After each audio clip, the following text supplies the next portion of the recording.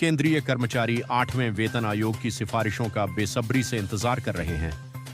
इस माहौल के बीच प्रधानमंत्री नरेंद्र मोदी ने 7वें वेतन आयोग पर एक बड़ी गारंटी दी है। यह लाखों सरकारी कर्मचारियों के काम की गारंटी। बिहार की नीति सरकार ने बिजली उपभोक्ताओं को बड़ी राहत दी है। सरकार ने 3 दिन के अंदर शहरी क्षेत्रों में उपभोक्ताओं को बिजली का कनेक्शन का नियम बनाया है। अगर 3 दिन के अंदर कनेक्शन नहीं मिलता है, केंद्रीय गृह मंत्री अमित शाह ने बंगाल में बीजेपी की सरकार बनने के बाद 6 महीने के भीतर यूसीसी लागू करने का वादा किया है। उन्होंने टीएमसी पर तुष्टीकरण का आरोप लगाया।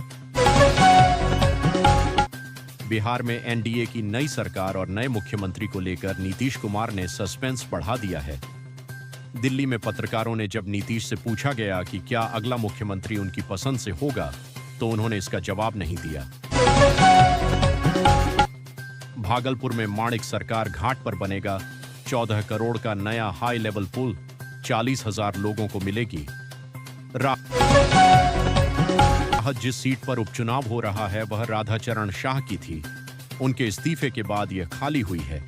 मतदान 12 मई 2026 को होगा। मतगणना 14 मई 2026 को होगी। अखिलेश यादव ने प्रतिक्रिया देते हुए कहा कि बीजेपी से ज्यादा झूठ और कोई नहीं बोल सकता। हम लोगों को सोच विचार कर निर्णय लेना पड़ेगा। सोच समझ कर निर्णय लेना पड़ेगा।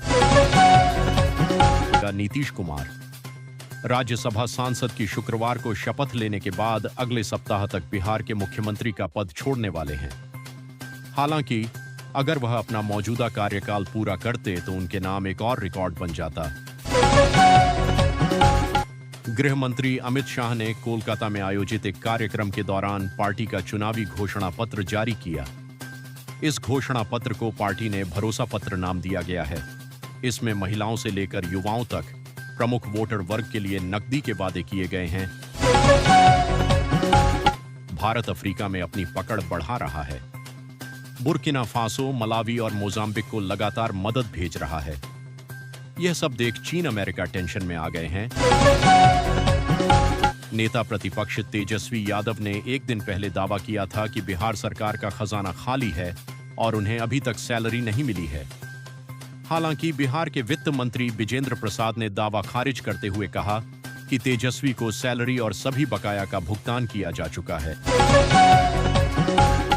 हरिवंश को राष्ट्रपति द्वारा राज्यसभा के लिए फिर से नामित किया गया है। गृह मंत्रालय के गजट में इसकी घोषणा हुई। मुख्यमंत्री नीतीश कुमार के करीबी हरिवंश का पिछला कार्यकाल 9 अप्रैल को समाप्त हुआ था। सोने का भाव आज का 10 अप्रैल 2026 आज फिर घटे रेट। जाने अपने शहर में 24 कैरेट, 22 कैरेट, 18 कैरेट, 14 कैरेट। जीविका समूहों को आत्मनिर्भर बनाने की पहल।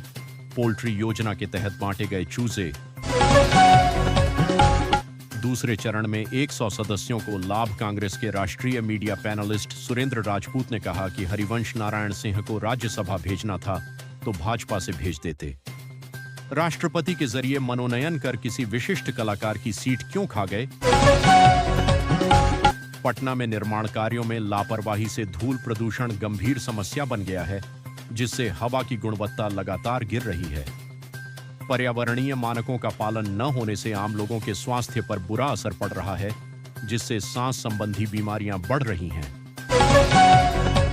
भारत ने कहा कि हॉर्मुज स्ट्रेट से जहाज गुजरने के बदले पैसे को लेकर ईरान के साथ कोई बात नहीं हुई है। ईरान हॉर्मुज पार करने वाले कुछ जहाजों से ट्रांजिट शुल्क वसूल रहा है।